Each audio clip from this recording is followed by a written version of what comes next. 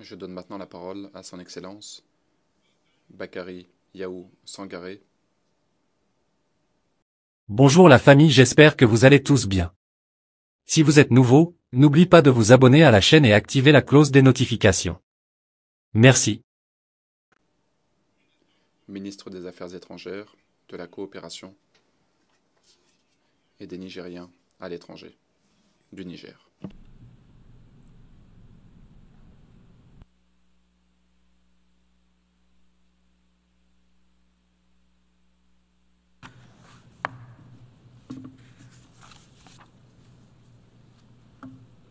Bismillahirrahmanirrahim.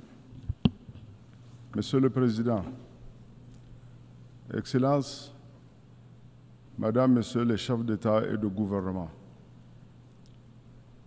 Madame, Messieurs les chefs de délégation, Madame, Messieurs, je voudrais tout d'abord adresser mes vives félicitations à Monsieur Philion Yang pour son élection à la présidence de la 79e session de l'Assemblée générale des Nations unies. Je souhaiterais par la même occasion exprimer à son prédécesseur, M. Denis Francis, de Trinité et Tobago, mes chaleureux remerciements pour le travail remarquable accompli durant son mandat, malgré un contexte mondial plein de bouleversements. Hélas, mes félicitations, je n'irai pas plus loin dans mes félicitations et vous comprendrez pourquoi. Madame, Monsieur, il y a un an exactement, dans cette même salle, sur cette même tribune, mon pays, le Niger, a été de façon injuste et injustifiée privé de parole. Ce n'est pas ça le plus grave. Le débat sur le bien fondé de cette décision, nous l'avons eu à son temps. Mais le plus grave, c'est qu'au même moment, des représentants d'autres pays qui sont dans la même situation que le mien ont été autorisés à prendre la parole et mieux, ils ont été reçus avec les honneurs par le secrétaire général des Nations unies. Vous comprendrez très aisément avec moi, vous conviendrez très aisément avec moi qu'il y a deux poids, deux mesures. Il y a un double standard qui est de nature à entamer la crédibilité de notre organisation commune. Mon pays a pris cette décision avec dignité et il s'est senti laissé pour compte. C'est pourquoi mon intervention sera essentiellement axée sur les laissés pour compte et la dignité humaine. La dignité humaine, mesdames et messieurs, cadre parfaitement avec les idéaux de la refondation qui est en cours au Niger. Les laissés pour compte, par contre, résultent des conflits, des violences multiples, des inégalités, du déficit de solidarité, ainsi que de la marginalisation d'une grande partie de la population de notre planète qui pourtant aspire à un monde meilleur. Avant de continuer, je voudrais saluer la participation à cette session de la Palestine, laissée pour compte. Nous fondons l'espoir que sa présence tant méritée parmi nous constitue une étape décisive vers l'avènement d'un État palestinien libre, indépendant, souverain, vivant en paix avec ses voisins dans ses frontières de 1967. Le Niger réaffirme son soutien à la cause palestinienne et estime que seule une solution à deux États pourrait mettre fin au cycle de violence et garantir la paix et la sécurité dans la région. Mon pays déplore également la situation au Liban et appelle à un arrêt immédiat des hostilités. Mesdames et Messieurs, chaque année, nous nous adonnons au rituel de complainte sur la situation des pays pauvres et de plaidoyer pour un monde plus équitable. Mais force est de constater que nous nous réunissons trop, nous agissons peu, en un mot, nous faisons du surplace. Au moment où les pays pauvres lisent l'heure, comme disent les jeunes, pour ne pas dire qu'ils s'enfoncent dans la galère, les riches s'en mettent plein les poches avec nos ressources. Continuent de soutenir des régimes corrompus et inféodés qui truquent les élections et plongent leur peuple dans la misère totale. Pendant ce temps, la communauté internationale se mure dans un silence complice qui traduit une fois de plus la politique de 2 poids, 2 mesures. Mesdames et Messieurs, du haut de cette tribune, je lance un vibrant appel au peuple exploité et laissé pour compte pour leur dire que ce n'est pas au pays nantis de nous trouver des solutions. J'affirme que les solutions sont en nous. Elles consistent au renoncement à l'aide mendiante et avilissante pour un partenariat digne dans lequel nos ressources seront payées à leur juste prix et les gains investis au profit de nos populations. C'est dans cet esprit que mon pays gère sur ses fonds propres les dégâts de la crise humanitaire née des inondations sans précédent qu'il subit cette année. Nous n'avons pas besoin de leçons de démocratie. Ce qui nous importe, ce sont nos intérêts, les choix et les aspirations de nos vaillants peuples.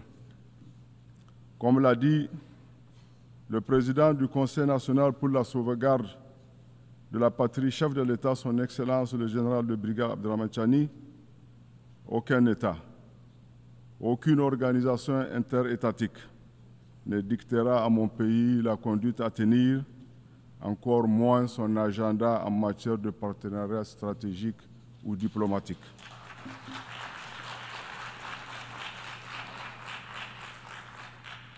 Mesdames et Messieurs, comme vous le savez, la région du Sahel est en proie depuis plus d'une décennie à une grave crise sécuritaire qui menace l'existence même de ces États et constitue une atteinte notoire à la paix et à la sécurité internationale.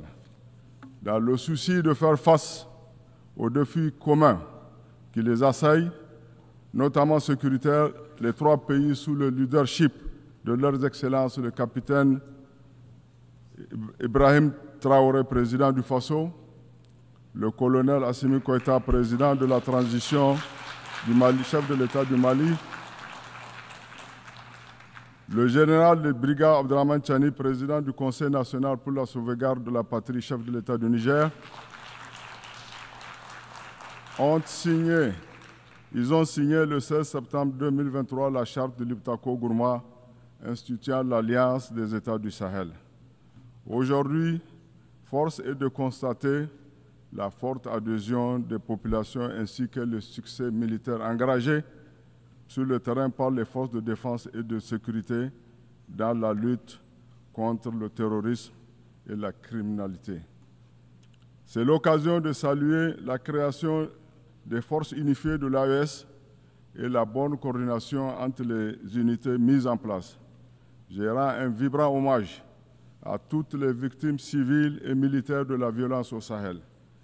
Mesdames et Messieurs, à l'occasion du sommet historique des chefs de l'État de l'AES, tenu à Niamey le 6 juillet 2024, l'Alliance s'est transformée en une confédération qui repose sur 3 piliers, les 3D, à savoir la défense et la sécurité, la diplomatie et le développement. Ce nouveau cadre stratégique d'intégration destiné à devenir à terme une fédération dispose d'un fort potentiel de ressources naturelles pour atteindre ses objectifs. Ce potentiel fait l'objet de convoitises de certaines puissances occidentales qui financent, arment les groupes terroristes afin de déstabiliser nos pays. Le Niger réitère sa ferme condamnation à ces actes hostiles et rejette toute forme d'appui au terrorisme, notamment le soutien actif et publiquement revendiqué par l'Ukraine à la coalition terroriste qui a lâchement attaqué la localité de Tinzaouaten au Mali. C'est également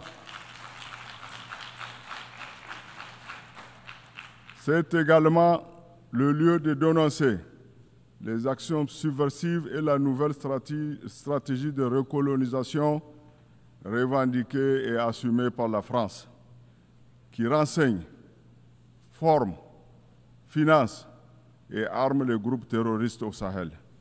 Elle offre gîtes et couverts à ces valeurs locaux, dont certaines occupent les emprises diplomatiques du Niger à Paris en violation flagrante de la Convention de Vienne de 1961 sur les relations diplomatiques. Loin de briser la dynamique en cours au Sahel, ces tentatives de déstabilisation ne font que renforcer la détermination de nos pays à aller de l'avant dans la poursuite des objectifs fixés. En dépit de toutes ces adversités, la caravane de l'AES passe. Monsieur le Président, la Confédération des États du Sahel constitue désormais, n'en déplaise à certains, une nouvelle donne géopolitique qui compte jouer pleinement son rôle sur l'échiquier international dans le respect de la souveraineté et de libre choix de ses partenaires.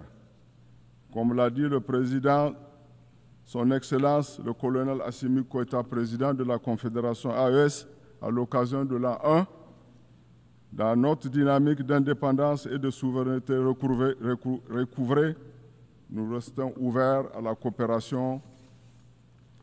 Nous restons ouverts à la coopération avec les peuples frères et amis dans un esprit de fraternité et de respect mutuel. Mesdames et Messieurs, au plan national, la vision inclusive du président du CNSP, chef de l'État, le général de brigade Abdourahmane Tchani, s'articule autour de 4 axes stratégiques. Le renforcement de la sécurité et de la cohésion sociale, la promotion de la bonne gouvernance, le développement des bases de production et l'accélération des réformes sociales. Ces axes visent à assurer la souveraineté sécuritaire, politique et socio-économique de notre pays. À cet égard, il constitue le cadre de référence de toutes les interventions de l'État et de ses partenaires pour créer les conditions de la transformation structurelle de l'économie nigérienne et de l'amélioration du bien-être des populations. Pour accompagner cette transformation, notamment dans le secteur minier et pétrolier, mon pays est disposé à conclure des partenariats avec les investisseurs étrangers sur la base du principe gagnant-gagnant et du respect de la dignité de nos populations jusque-là laissées pour compte. L'objectif est de faire du Sahel une zone de paix et de prospérité, comme l'a affirmé le président Tchani. Je ne saurais terminer mon propos sans remercier les pays frères et amis, le Burkina, le Mali, le Togo, le Maroc, la Turquie, la Chine, la Russie, l'Iran et tous ceux qui accompagnent le Niger dans son processus de refondation. Je voudrais terminer en demandant à la communauté, à la diaspora de nos pays, partout où elle se trouve, de continuer à prier pour que Dieu protège l'AES, pour que Dieu protège nos peuples, pour que Dieu protège nos gouvernements. Vive la solidarité entre le peuple. Vive la Confédération AES. Je vous remercie.